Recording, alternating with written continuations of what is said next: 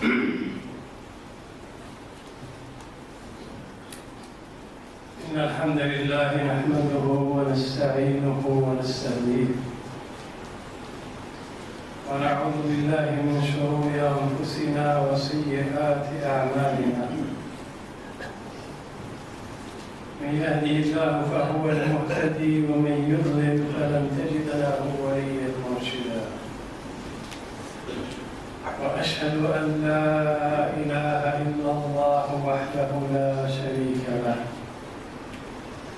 وأشهد أن محمدًا عبده ورسوله صفيه وخليله أرسله بالحق بشيرا ونذيرا وداعيا إلى الله بإذنه وسراجا منيرا. أما بعد، فإن خير الحديث كتاب الله، وخير الهدي هدي محمد رسول الله صلى الله عليه وآله وسلم، وشر الأمور محدثاتها، وكل محدثة بدعة، وكل بدعة ضلالة، وكل ضلالة في النار. عباد الله، إن الله تعالى يقول في كتابه العزيز: يا أيها الذين آمنوا اتقوا الله حق تقاته ولا تموتن إلا وأنتم مسلمون. ويقول سبحانه وتعالى: يا أيها الذين آمنوا اتقوا الله وقولوا قولا سديدا يصلح لكم أعمالكم ويغفر لكم ذنوبكم، ومن يطع الله ورسوله فقد فاز فوزا عظيما. My dear brothers and sisters, may Allah subhanahu wa ta'ala accept our effort to come to the mosque and to do the Jumu'ah prayer. And some of you probably have traveled despite of the weather, and as you are aware, it's very dusty today. So may Allah subhanahu wa ta'ala accept your effort and accept your prayers and accept your dua on this special day of Jumu'ah. I wanted with you to go over some fundamentals and broad principles that we Muslims have learned from the Quran al-Kareem and from the Seerah and the teaching of Rasulullah sallallahu alayhi wa sallam.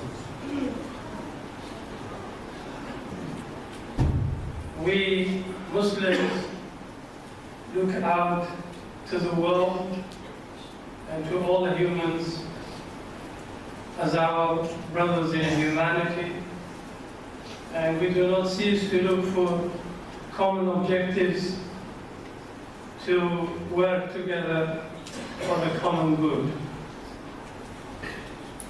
And I chose to you the beginning of Surah Al-Rum, in which Allah subhanahu wa ta'ala said: Bismillahir Rahmanir Rahim, Alif Lam Mim, غلبت الروم في أدنى الأرض وهم من بعد غلبهم سيغلبون في بضع سنين لله الأمر من قبل ومن بعد ويومئذ يفرح المؤمنون. So I looked into the background behind these verses and asbab al-nuzul for these verses in Surah Al-Rum. I think, as you know, Rome is the symbol of Christian empire, Christian rule. And yet here we have in the holy book of Muslims, in the sacred book Al-Quran Al-Kareem, there is a whole chapter titled Ar-Rum. And in it, Allah subhanahu wa ta'ala started by saying that the Rum have been defeated. غُلِبَتِ الرُّومُ فِي أَدْنَى الْأَرْضِ. In a far distant or in a close distance to the believers, the Roman Empire in those days ruled most of what is known today as the Middle East.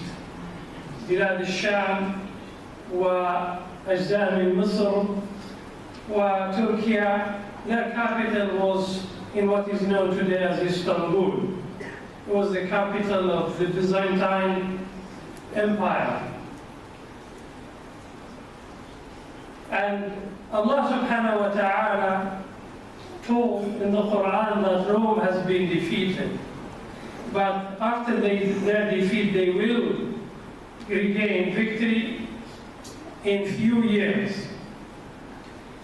When the news came to the Arabs into Arabia, at that time Islam was in its beginning.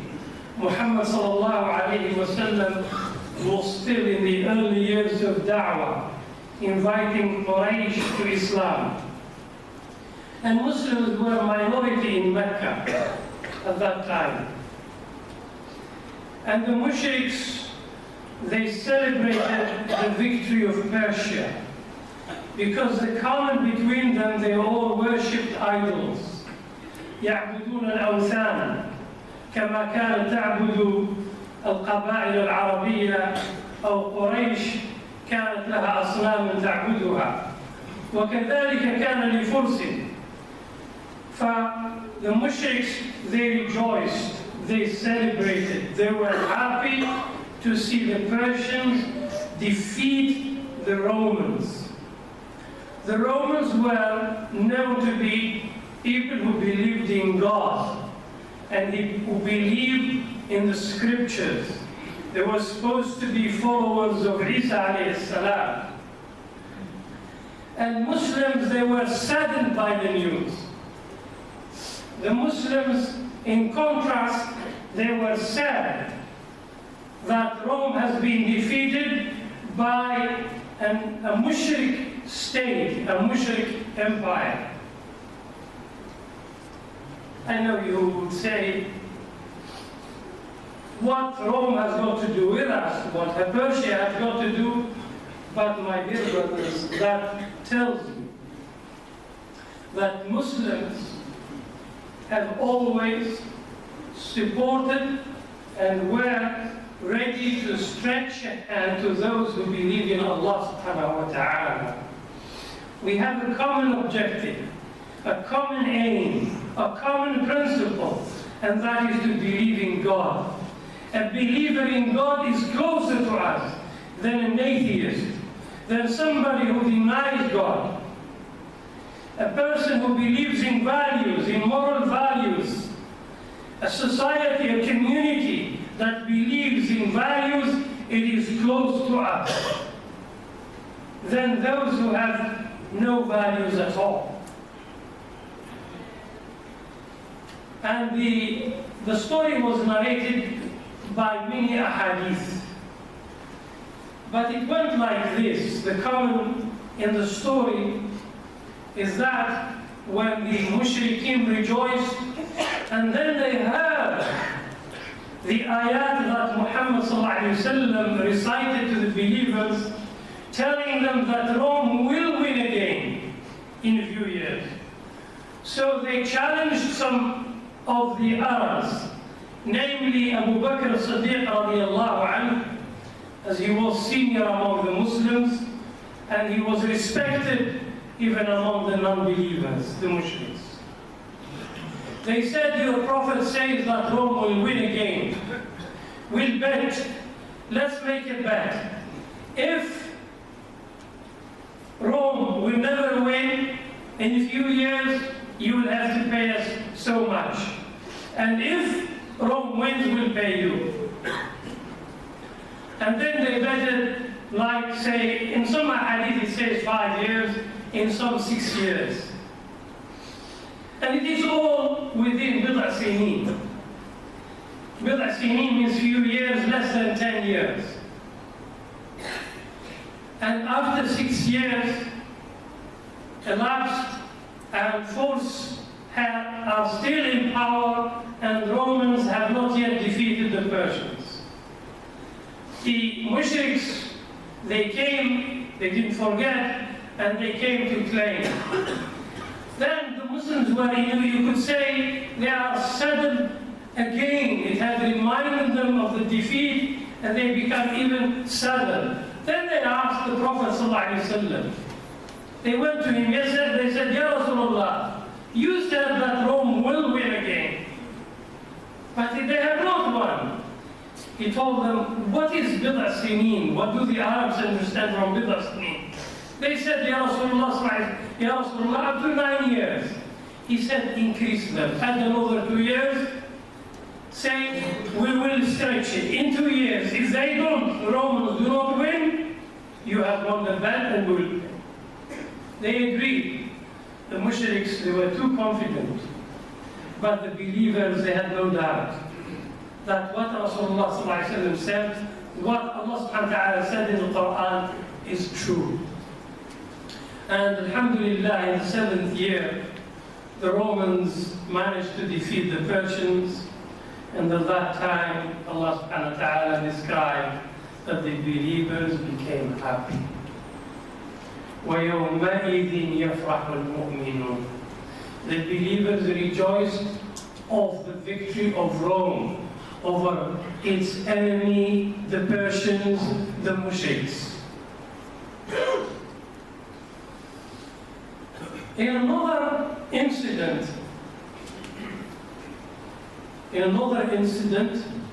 it is from the Seerah. Rasulullah ﷺ said, when he was 20 years old, that is before al-Bi'thah, before he became a prophet, he said, I have witnessed لقد شهدت مع عمومتي حلفا في دار عبد الله بن جدعان ما أحب أن لي به حمر النعم ولو دعيت به في الإسلام لأجبت. He said, I took part in a treaty among the Arab tribes. This treaty is called Hilf al-Fudul. He said, I witnessed it with my uncles when I was 20 years old. And he said it was the best occasion on that day, on that time, that the Arabs had come to an agreement and some sort of a treaty among themselves. And he said, I would not have chosen anything else other than this. And even today, and he was narrating it while he is a prophet, he said, if I was invited to it now in Islam, I would have accepted the invitation. I would have took part in that treaty. What are the terms of the treaty? And why did the Arabs, they have to come and make a treaty among themselves? My dear brothers and sisters, before that, the Arabs, for different reasons, they went into into a war among themselves that lasted a few years. حرب الفجور. And it has taken a lot of lives. It has cost them a lot. And until some wise people managed to find a compromise among the tribes, and the war came to an end. They said a war like that should never happen among ourselves. Let us come to some sort of agreement where we all abide by it. And you know what are the terms of that agreement, my dear brothers and sisters? The part of the agreement that Rasulullah ﷺ said, if they called for it today in Islam, I would have accepted it. I would have joined that treaty. The main term of that agreement, of that treaty was أن تكون القبائل يدا واحدة مع المظلوم على الظالم حتى يؤدى إليه حقه. The Arab tribes, القبائل العربية اتفقت على أن يكونوا يدا واحدة مع المظلوم. They decided that they will be one hand together with the oppressed, and they will defend him till he gets what is due to him, till he gets his rights, against the zalim, whoever he might be. What a noble treat. No wonder our Prophet Muhammad sallallahu alayhi wa sallam said, if I was called for it today, in Islam, I would have answered it. Now, my dear brothers, let me bring you back to the reality of us today. There is an onslaught, an organized attack, not only on Islam, probably you expect me to say Islam, but an attack on religion. There is an organized, powerful lobby and groups that are working to marginalize, to remove religion from the life of people. Very aggressive secularism, and it portrayed itself in when some of the countries that had a civilization, had a heritage, had a history, and I was shocked myself to see some of those countries, European countries, their parliament come to a decision to allow a natural marriage. Marriage that is not the marriage we know between men and women, but a marriage that is not approved by any religion in the world, a marriage that Allah subhanahu wa ta'ala does not like it, and they passed a law to make that legal. Another major country, European country, has attempted it, and you could say they are happening within the same year, and I could see the pattern. But somehow the people, they have organized themselves, and they said, never, we will not allow such a thing.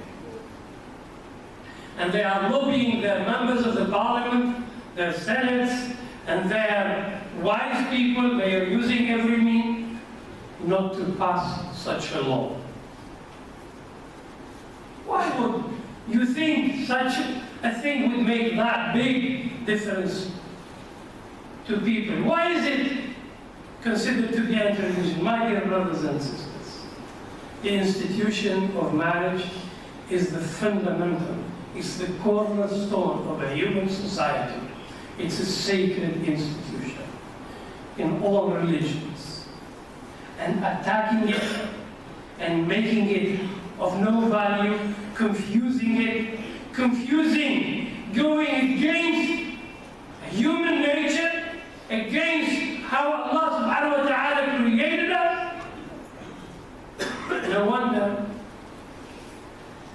a former head of the Anglican Church, recently I read an article to him, he wrote,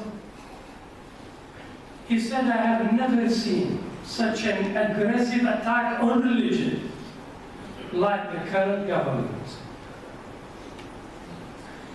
He said, we Christians now feel like we are oppressed in our own country. We are being systematically marginalized. And he was quoting the example of some employees who were sacked from their jobs of wearing one of their religious symbols. And then the approval of this unnatural marriage, he thought that there is relativism, these are his words, which means they are weakening the moral values that hold the family, that hold the society, and attack on God. Recently I gave a program on BBC talking to somebody who's supposed to be a scientist. He's saying, look, religion is like a common cold, and soon humans will be cured out of it. He's talking about religion, that it's a common cold, and people will soon be cured out of it, and they'll have no need for religion. Why these people, they are anti-religion? Do you know, my dear brothers and sisters, what holds people together, what binds society, what makes us strong is our set of values, is our faith. And that makes us كالبنيان المرصوص كما قال سبحانه وتعالى كالبنيان المرصوص. No one can penetrate our community which is based on values. They want people to be like sheep without any moral values, and they will be abused and used by the international corporations. You will be just a product. They will sell you today this and that, and they'll just play and abuse our life and our future. So my dear brothers and sisters, my point is to us, we Muslims, should awaken to the seriousness of what is happening in the world today. The other one is the incident, the Health al-Fudul, which talked about protecting the oppressed. If there was such a treaty, if there was such an agreement, would the world be watching while our brothers and sisters are slaughtered next door in Syria? Well, it tells me that there isn't such an agreement. Or if it's just on paper, and it is used selectively for political reasons, for some sort of agenda. Otherwise, why the world is silent? Why the Muslims in Burma are subjected to ethnic cleansing and no one is doing anything about it? Why the world is silent? Imagine to see my dear brothers and sisters, how Islam gives importance to life and how sacred a human life. Allah subhanahu wa ta'ala said, من أجل ذلك كتبنا على بني إسرائيل أنه من قتل نفسا بغير نفس أو فساد في الأرض فكأنما قتل الناس جميعا. Whoever kills a soul without a soul or causes corruption on earth, like he has killed all the humanity. وَمَنْ أَحْيَاهَا, and whoever saves a single life, it is like he had saved the whole of humanity. Rasulullah sallallahu alayhi wa sallam said, Wallah, he said that the soul of a human, of a believer, is more sacred than Al-Kaaba. The holy place, Al-Kaaba, the soul. المؤمن قتله عند الله سبحانه وتعالى أفضل من تهذيب الكعبة. That's how life is sacred. We Muslims value life, and we think that life, no one has the right to take it. And my dear brothers and sisters, we should awaken to the seriousness of the situation around us and to think in a different way, instead of focusing, sometimes the Muslims are so engrossed in our little detail of Islamic fiqh and opinion and ideology that we only think of our differences. You know, I am different to you because I follow that method. You know, I disagree with you because, you know, I follow that manhaj. And you'll find that we are so engrossed in our little detail, while in the early years of Islam, Muhammad sallallahu alayhi wa sallam made the Muslims to think globally and to celebrate the victory of the Romans and to be saddened by when the Mushrikeen defeated Rome. And we now today, some of us don't feel anything while their brothers are killed in some parts of the world. Because, well, you know, they are al-Bid'ah. They are, you know, Hanafis. They are Maliks. Is that goes with the spirit of Islam? أقول قولي هذا وأستغفر الله.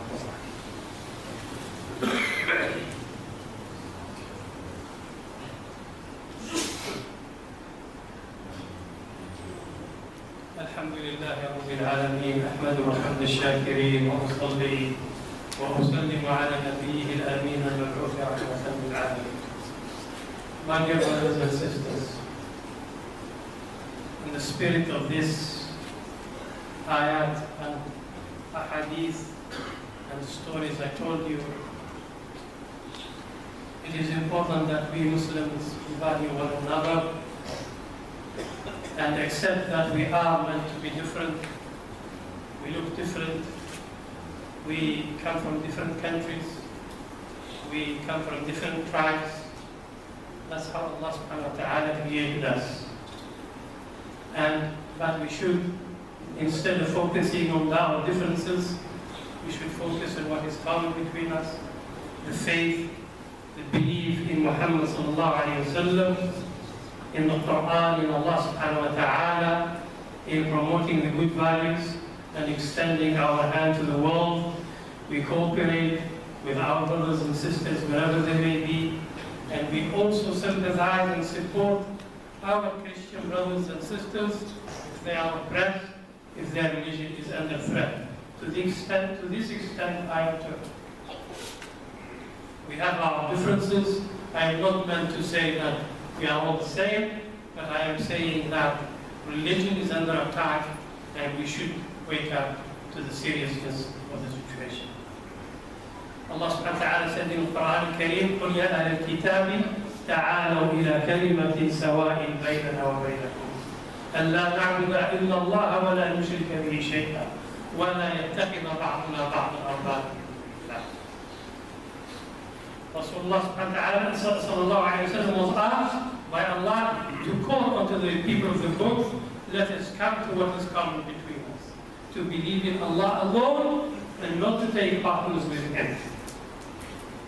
That is the call that we would like to make with every person around the world, Christian or Jew. We would like to support religion and values. And you will think that it's just something happening far away from us. My dear brothers, it's happening so close to us. These people and their religion, they have literature, they are using the cyberspace, they are using television, they are using cinema, films, which our children, we all are exposed to it, and if we don't know how to stand up to it, some of our children, they go to school, where some of the teachers, they openly advocate such ideas. They make fun of religion. They promote atheism.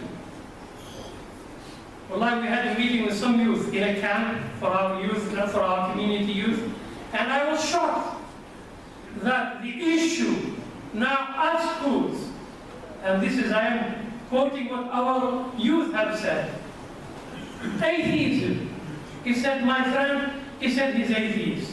And my school teacher, he said he's atheist. And And they're saying, how do we deal with these such things? It's something serious, my dear brothers and sisters. Wallahi, very serious. And we should really grow up to be responsible and wise, to care for one another and the countries and society. Now, when you look to the countries where they had change through a popular rise up, they had change in their societies.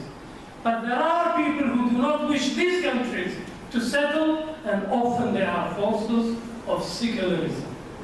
They are sponsored, they just are not, people are working hard to get rid of religion in people's lives. So that's how serious the situation is. يَمْكُرُونَ وَيَمْكُرُ اللَّهُ وَاللَّهُ خَيْرُ الْمَاكِرِينَ. I do not want to exaggerate more, but I want to say that we have to wake up to it and have a strategy among ourselves, we Muslims, and with the world outside. We link up with the good people, wherever they may be, and moreover, between ourselves. And if every Muslim country is strong and united, that brings us closer to become better and able to defend the truth and good values. So, these people are working hard even to divide countries, to make them failed states if they can. And we are seeing it happening around us. There is a danger, there is an alarm should be made. But Allah is there, and Allah is with the believers. إِنْ أَخَذْنَا بِالْأَسْبَابِ وَتَوَكَّلْنَا عَلَى اللَّهِ وَاعْتَمَدْنَا عَلَيْهِ وأيضا آمنا بأن الله سبحانه وتعالى هو مع المسلمين، مع وحدتهم، مع تجمعهم. الله سبحانه وتعالى says واعتصموا بحبل الله جميعا ولا تفرقوا. Allah subhanahu wa ta'ala says إنما المؤمنون إخوة فأصلحوا بين أخويكم. This is what Islam is calling about. اللهم اهدنا فيمن هديت وعافنا فيمن عافيت وتولنا فيمن توليت وقنا واصرف عنا شر ما قضيت.